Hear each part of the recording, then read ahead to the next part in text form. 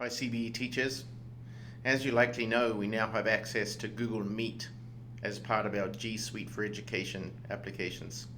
So to access Google Meet, if I'm signed into the Google Chrome browser, you will notice that your username or if you have a profile picture set up, it will be displayed at the top right corner.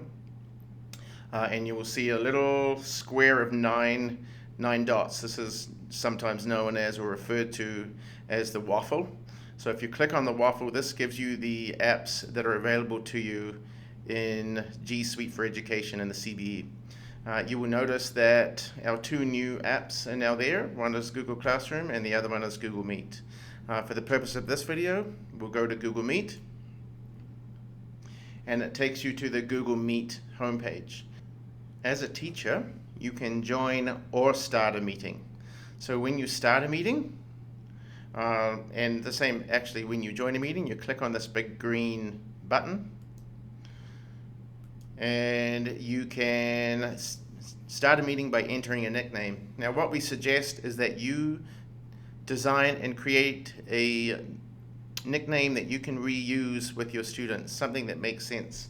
So if I was a teacher at 12 Mile Cooley School, I might make my meeting room something like TMC Clark, and if I'm a grade 6 teacher, I might say 6A.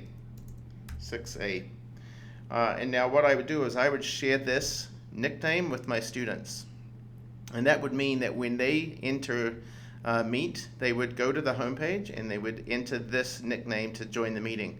And they will not be able to join the meeting unless the teacher is in that meeting room. The problem with sharing the link at the top is that once a meeting room has been created and opened, the URL will remain, or the meeting room will remain open. So I'm going to just demonstrate that once I get into the room. So this is it. I'm a teacher. I'm starting off the meeting. Once I click continue, I see a preview of the meeting, and this area right here is called the waiting room. So I'm sitting in the waiting room right now, and this is a chance for me to turn off my camera if I want, and turn off my mic. Now best practice is to enter the meeting room with no camera and no mic on until you know what's happening in the room. And now you notice at the URL at the top, you will see these 10 digits that I'm highlighting. So these 10 digits is actually the number or the name of the meeting room. Now once I've created this, if I come back into Google Meet with this URL, I will actually be able to enter into the room, no matter if I'm a teacher or a student. And so that's the problem with giving a link to the students. We do not want to encourage that. Google is currently coming up with a solution for that, but we haven't got word on when that will be, but they are aware of that loophole. So once I'm ready to join the room or actually enter the meeting room, I can click on Join Now, and you will notice this information comes up. If you've used Google Meet before, you would have seen in here the option to join by a telephone number.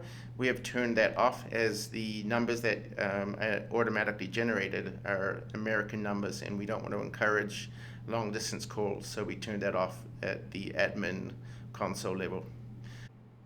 It's important to note here not to copy joining info and share that with students.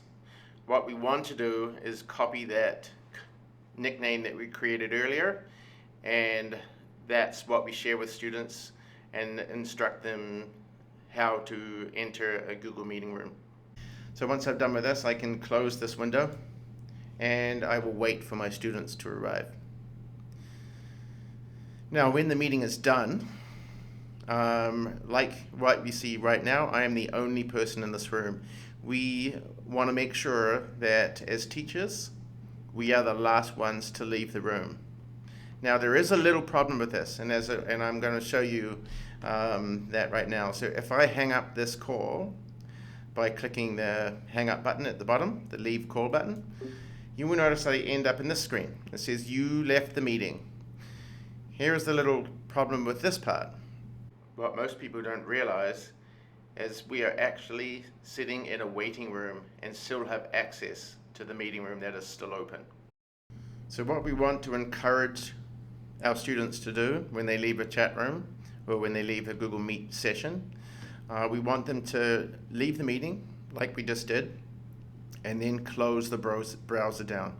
So once I do that, that closes that window down, and I cannot, if I'm a student, I cannot enter that meeting again. Just to reiterate what we've gone over with you, first go to meet.google.com. Then create a nickname that you can use for your sessions. Share that nickname with students in a variety of ways. Join the Meet session before students arrive. Instruct students to close the Meet tab once you're done, and then leave the Meet after the last student leaves. We hope this video has helped you to create a safe environment for your students. Stay tuned for more videos from our team. We've got this together.